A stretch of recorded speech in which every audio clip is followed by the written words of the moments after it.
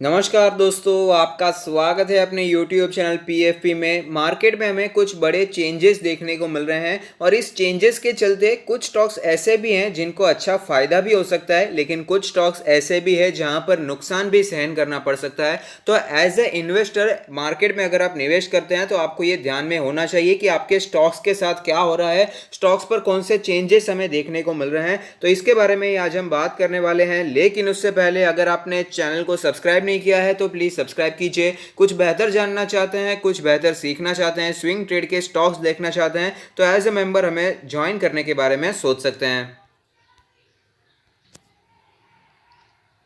Market में जो हमें चेंजेस देखने को मिल रहे हैं वो है रीक्लासिफिकेशन ऑफ कैटेगरी। आपको पता ही होगा रेगुलरली AMFI यानी कि association of mutual funds of India regularly classify करती है मिड कैप, स्मॉल कैप और लार्ज कैप कैटेगरी के स्टॉक्स को रीक्लासिफाई करना पड़ता है। अगर स्टॉक कोई बहुत ही भाग जाता है तो उसे स्मॉल कैप से मिड कैप में शिफ्ट करना पड़ता है या फिर मिड कैप से लार्ज कैप में शिफ्ट करना पड़ता है। और अगर भारी गिरावट हो जाती है तो ऑफकोर्स जो मार्केट कैप में चेंजेस आते हैं उसके हिसाब से कई बार लार्ज कैप से स्मॉल कैप में, लार्ज कैप से मिड कैप में और मिड कैप से स्मॉल कैप में भी ऐसी कई बार शिफ्टिंग हमें करनी पड़ती है। तो रिक्लासिफिकेशन टाइम टू टाइम करना बहुत ही जरूरी हो जाता है। तो यहां पर हमें चेंजेस देखने को मिल रहे हैं जिसके कारण कुछ स्टॉक्स को अच्छा फायदा भी हो सकता है। तो ऐसे स्टॉक्स जो कि हमें मिड कैप कैटेगरी से लार्ज कैप में जाते हुए नजर आ रहे हैं उनका नाम है yes bank, Adani enterprises, PI industries, Jubilant FoodWorks, Hindustan aeronautics यानी कि HL और ग्लैंड फार्मा। ये सारे हमें लार्ज कैप कैटेगरी में जाते हुए नजर आ रहे हैं। तो इनकी किस्मत हमें बदलती हुई नजर आ सकती है। अब उसका रीजन क्या है ये मैं आपको एक बार समझाना चाहूंगा। अब देखिए, स्टॉक्स के फंडामेंटल्स इससे बिल्कुल भी नहीं बदलते हैं। स्टॉक का जो प्राइस है वो भी इससे ज्यादातर हमें फर्क पड़ता नहीं है, लेकिन क्यों हमें इससे अच्छा सेंटिमेंट सुधरता हुआ नजर आता है उसका रीजन मैं आपको समझाना चाहूंगा। म्यूचुअल फंड इंडस्ट्री कितनी बड़ी है ये हम सभी को पता है। म्यूचुअल फंड्स कितने बड़े पैमाने पे फंड मैनेज करते हैं। अब ज्यादातर जो पैसा होता है लार्ज कैप में ही जाता है, ये हम सभी को पता है। अब फिलहाल ही आपको पता होगा जो मल्टी कैप फंड थे वहां पर भी लार्जली लार्ज कैप में ही इन्वेस्ट किया जाता था। उसी के कारण थोड़ा सा हमें चेंजेस देखने को मिला कि कुछ परसेंटेज आपको स्मॉल कैप और मिड कैप में मिनिमम इन्वेस्ट करना ही पड़ेगा, जिससे जो मल्टी कैप नाम रखा है वो फिक्स रखा जाए। तो ऐसी सिचुएशन हमें यही पता चल जाता है कि जो फंड मैनेजर है वो भी लार्ज कैप में ज़्यादा निवेश करना पसंद करते हैं। और जो इन्वेस्टर्स भी होते हैं, रिटेल निवेशक की भी बात करें तो जो SIP भी चलती है ज़्यादातर हमें लार्ज कैप में जाती हुई नजर आती है। तो इसके चलते अगर कोई भी स्टॉक मिड कैप कैटेगरी से लार्ज कैप में शिफ्ट हो रहा है तो इसके चांसेस हैं कि म्यूचुअल फंड का जो पैसा है यहां पर आने के चांसेस बढ़ जाते हैं। इसकी गारंटी नहीं है क्योंकि लार्ज कैप में भी आपके पास ऑफ कोर्स चॉइसेस तो बहुत सारी होती हैं। लार्ज कैप में भी कई बड़ी लिस्ट है, तो म्यूचुअल फंड जरूरी नहीं है कि आपके ही स्टॉक में पैसे डालेगा, लेकिन चांसेस तो हैं और इसी के कारण इसको बहुत ही पॉजिटिवली मार्केट में लिया जाता है। तो yes bank, Adani enterprises, PI industry, Jubilant FoodWorks, HL और ग्लैंड फार्मा को एंट्री मिली है जो कि पॉजिटिव मोमेंटम बनाई है।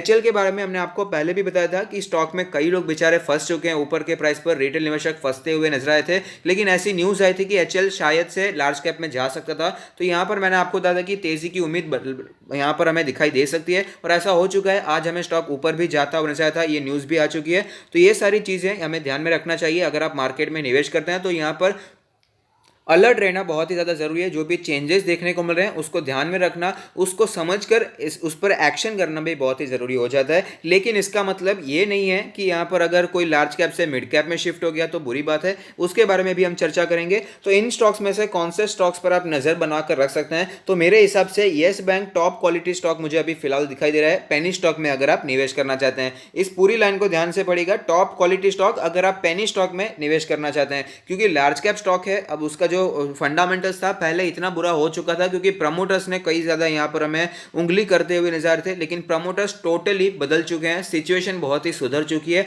और स्पेशली बैंक के लिए जो सबसे ज्यादा इंपॉर्टेंट होता है वो है कस्टमर का भरोसा। अगर कस्टमर को लगता है कि ये बैंक अभी उठने वाली है, अभी ये बैंक बंद हो जाएगी, बर्बाद होने वाली है, पैसा यहां से निकाल लो, तो वो बैंक कभी भी धंधा नहीं कर सकता। लेकिन येस बैंक की ये स्थिति सुधर चुकी है। वो जो समय था येस बैंक का वो पास्ट में रह चुका है और आगे आने वाला समय येस बैंक के लिए अच्छा दिखाई दे रहा है। उसका रीजन है कि जो डिपॉजिट्स हैं येस बैंक के वो स्टेबल दिखाई दे रहे हैं, यानी कि कस्टमर का विश्वास फिर से बन चुका है कि अभी येस बैंक को कुछ नहीं होगा, बुरा समय निकल चुका है। अभी येस बैंक में अगर आप पैसे डालना चाहते हैं, उसमें आपका सेविंग अकाउंट या फिर एफडी है तो कोई प्रॉब्लम नहीं है। तो ये सिचुएशन येस बैंक के लिए बहुत ही अच्छी है और जो मैनेजमेंट अभी फिलहाल चल रहा है वो भी काफी अच्छा है। तो यहां पर आप निवेश करने के बारे में सोच सकते हैं, इस पर आप नजर बनाकर रख सकते हैं। अडानी एंटरप्राइजेस, हाउएवर पर्सनली मैं भी एक निवेशक हूं, मेरी भी एक राय है कि अडानी के कोई भी स्टॉक में मैं ज्यादा निवेश करना पसंद नहीं करता, मुझे वो ज्यादा इन्वेस्टर फ्रेंडली दिखाई नहीं देते हैं। तो पर्सनली इन स्टॉक्स को मैं अवॉइड करना पसंद करता हूं, बहुत ही वॉलेटिलिटी मुझे दिखाई देती है।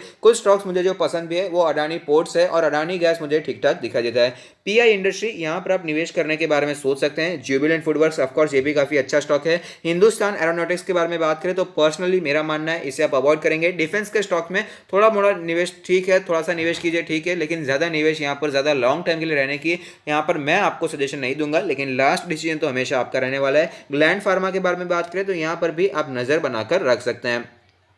और कुछ ऐसे स्टॉक जो कि हमें लार्ज कैप कैटेगरी से शिफ्ट होकर मिड कैप में आ चुके हैं वो है NMDC, MRF, United breweries, Concor, general insurance corporation, bank of Baroda और मैक्स हेल्थ केयर इंस्टीट्यूट। तो इन स्टॉक्स की अगर बात करें तो आप इन स्टॉक्स में अगर नजर बनाकर रखना चाहते हैं तो आप देखिए कोई अगर नीचे शिफ्ट हो गया लार्ज कैप से मिड कैप तो इसमें म्यूचुअल फंड का ही डिफरेंस आएगा, बाकी स्टॉक के फंडामेंटल्स नहीं बदलते। कई बार कंपनी का समय बुरा चलता है जिसके कारण स्टॉक में गिरावट देखने को मिली और मार्केट कैप उसमें चेंज हो गया, लार्ज कैप से मिड कैप या फिर मिड कैप से स्मॉल कैप हो गया। तो इसका मतलब ये नहीं है कि कंपनी टोटली बुरी हो जाती है, इन पर भी आप नजर बनाकर रख सकते हैं। यहां पर मेरा मानना है आप एमआरएफ पर नजर बनाकर रख सकते हैं, हालांकि ये स्टॉक्स काफी लोग यहां पर अफोर्ड नहीं कर सकते, ज्यादातर रिटेल निवेशक, कोई बात नहीं है। दूसरे स्टॉक यूनाइटेड ब्रेवरीज मैं आपको इसलिए सजेस्ट नहीं करता क्योंकि इस जो कंपनी जो काम करती है उसे मैं प्रमोट करने की कोशिश बिल्कुल भी नहीं करता। कॉनकोर पर आप नजर बनाकर रख सकते हैं, वहां पर ब्रेकआउट की सिचुएशन भी दिखाई दे रही है और कल इसके बारे में हमने टोटली डिस्कस भी किया है, डिटेल में डिस्कस किया है। जनरल इंश्योरेंस के बारे में बात करें तो इंश्योरेंस सेक्टर में मुझे कई अच्छी स्टॉक्स हमें दिखाई देते हैं, तो यहां पर मैं पर्सनली निवेश करना पसंद नहीं करता। बैंक ऑफ बड़ौदा के बारे में बात करें तो ये जो सारे स्टॉक्स हैं बैंक ऑफ बड़ौदा, पीएनबी, इसे मैं ट्रेडिंग स्टॉक समझता हूं। और अगर आपको पीएसयू बैंक में निवेश करना है तो उस अगर एक ही स्टॉक चाहिए तो एसबीआई, उसके अलावा कहीं पर भी जाने की जरूरत मुझे दिखाई नहीं देती है। मैक्स हेल्थ केयर के बारे में बात करें तो अगर आप यहां पर निवेश करना चाहते हैं तो थोड़ा मोड़ा निवेश करने के बारे में सोच सकते हैं, वरना आप अवॉइड करेंगे तो भी कोई प्रॉब्लम मुझे दिखाई नहीं दे रही है। अब कुछ ऐसे स्टॉक्स के बारे में बात कर लेते हैं जो कि स्मॉल कैप कैटेगरी से शिफ्ट होकर मिड कैप कैटेगरी में चले गए, यानी कि वहां पर हमें तेजी देखने को मिली है। तो वो है Laurus labs, India mart, Intermesh. ये तो स्टॉक भाई साहब इतना भाग चुका है। डिक्सन टेक्नोलॉजीज क्या भारी तेजी है, नवीन फ्लोरिन भी कितना भाग चुका है, AstraZeneca pharma, Bombay Burma, Suven pharma and persistent systems, ये सारे स्टॉक्स हमें ऊपर जाते हुए नजर आए हैं। अगर यहाँ पर लॉरस लैब्स फंडामेंटली काफी स्ट्रॉन्ग है। इंडिया मार्ट के बारे में बात करें तो ये भी काफी अच्छा स्टॉक हमें दिखाई देता है। डिक्सन टेक्नोलॉजीज की बात करें तो इसका क्या ही कहना, ये भी काफी अच्छा स्टॉक हमें दिखाई देता है। नवीन फ्लोरिन ऑफ कोर्स अच्छा स्टॉक है। एस्ट्राजेनेका फार्मा यहां पर भी नजर बनाकर रख सकते हैं। तो ये सारे स्टॉक्स हैं जहां पर आप नजर बनाकर रख सकते हैं और निवेश के बारे में सोच सकते हैं। बॉम्बे बर्मा बुरा स्टॉक नहीं है। सुवेन फार्मा के बारे में बात करें तो यहां पर भी आप नजर बनाकर रख सकते हैं। परसिस्टेंट सिस्टम के बारे में भी काफी यहां पर हमें पॉजिटिव मोमेंटम बनता हुआ नजर आता है। हालांकि फिलहाल तो सारे के सारे आईटी स्टॉक्स हमें भागते हुए नजर आ रहे हैं। On the other hand, India Bulls Housing Finance, Kajaria Ceramics, Apollo Tyres, Cholamandalam Finance Holdings, V-Guard, PVR, Symphony, Future Retail Well among the stocks that move from mid cap to small cap। तो ये वो stocks हैं जो mid cap category से shift होकर small cap में आए, यानी कि भारी गिरावट देखने को मिली है। इंडिया बुल्स हाउसिंग फाइनेंस, इसे मैं टोटली अवॉइड करना पसंद करता हूं। बहुत ही हाई बीटा वाला स्टॉक है, ट्रेडिंग के लिए शानदार है लेकिन ज्यादा लॉन्ग टर्म के लिए रिस्की है। अगर आप रिस्क टेकिंग इन्वेस्टर हैं तो आप यहां पर नजर बनाकर रख सकते हैं। कजारिया सिरेमिक्स के बारे में बात करें तो ये भी रियल एस्टेट से बहुत ही जुड़ा हुआ स्टॉक है, तो इसे भी मैं पर्सनली उन्हीं लोगों को सजेस्ट करूंगा जो कि रिस्क लेना पसंद करते हैं, वरना अवॉइड करने में कोई प्रॉब्लम मुझे दिखाई नहीं दे रही है। अपोलो टायर्स की भी बात करें तो ये भी ओवरऑल स्टॉक अच्छा है, यहां पर आप नजर बनाकर रख सकते हैं। चोलामंडलम फाइनेंशियल होल्डिंग्स के बारे में बात करें तो यहां पर भी थोड़ा मोटा इन्वेस्टमेंट ठीक है, वरना ज्यादा कोई बहुत ही ज्यादा बुलिश यहां पर होने की जरूरत या फिर बहुत ही ज्यादा फंडामेंटली स्ट्रॉन्ग है ऐसा तो मैं नहीं कहूंगा।